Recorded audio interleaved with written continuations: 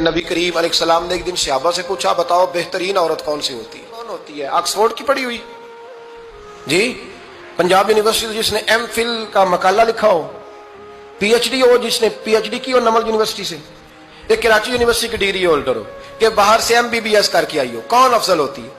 کہ یا جو اچھی گفتگو کرے، نماز پڑھے، عبادت کرے وہ افضل؟ کوئی تو ایسی وجہ ہوگی نا۔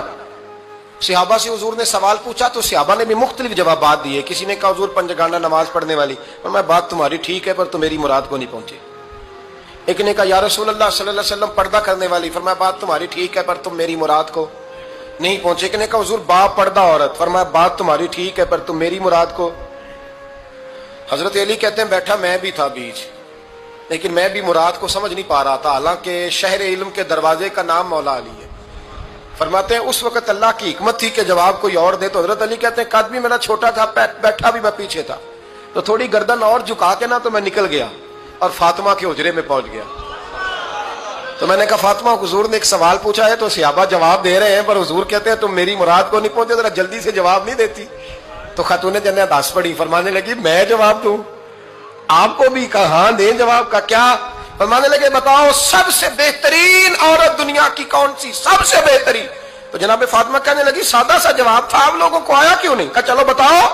تو جناب فاطمہ فرمانے لگی دنیا کی سب سے بہترین بیوی وہ ہے جس کو نہ کبھی غیر محرم نے دیکھا ہو، اور اگلے لفظوں پہ غور کرنا، نہ کبھی غیر محرم نے اسے دیکھا ہو اور نہ اس بیوی نے کبھی کو غیر محرم دیکھا ہو۔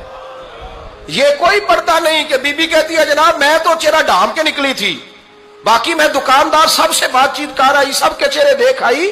حضرت فاطمہ نے بتایا کہ تیری آنکھوں کا بھی پردہ ہے، اور وہ روایت وہاں الگ موجود ہے کہ حضور نے حضرت عائشہ صدیقہ ام سلمہ سے کہا کہ عبداللہ ابن مکتوم نابینا ہے تو پردہ کرو۔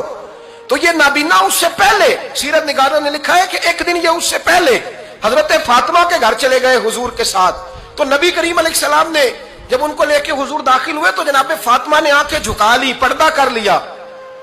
تو حضور نے فرمایا بیٹی وہ تو نابینا ہے، تو عرض کرنے لگی حضور مجھے تو نظر آ رہا ہے نا۔ یعنی حضور نے جو ازواج کو کہا وہ بات کی، جناب فاطمہ کا جو انداز ہے وہ نرالا ہے۔ تو حضرت علی کہتے ہیں جناب فاطمہ نے جواب دیا کہ بہترین عورت وہ جس نے نہ کبھی غیر محرم دیکھا ہو اور نہ غیر محرم نے کبھی، وہ بی بی نے بھی کبھی غیر محرم بندہ نہ دیکھا ہو، دیکھا ہی نہ ہو اس نے۔ یہ پوائنٹ ذرا مشکل ہے، سمجھنے والا ہے۔ تو حضرت علی کہتے ہیں میں وہاں سے گردن جھکائی اور بیچ آ کے بیٹھ گیا، بات ابھی جاری تھی۔ حضور نے فرمایا آتا ہے کسی کو جواب؟ تو کہتے ہیں میں نے ہاتھ کھڑا کیا، میں نے کو حضور آتا ہے، تو حضور مسکرا پڑے، فرمایا چل بتا۔ میں نے عرض کی حضور بہترین عورت وہ ہے کہ نہ کبھی اسے غیر محرم نے دیکھا ہو نہ اس نے کبھی غیر محرم دیکھا ہو۔ تو حضرت علی کہتے ہیں شاباش مجھے ملنی چاہیے تھی نا۔ حضور مسکرا پڑے، کہنے لگے میں نے تو پہلے ہی کہا ہے فاطمہ تو بدعۃ منی، فاطمہ میرے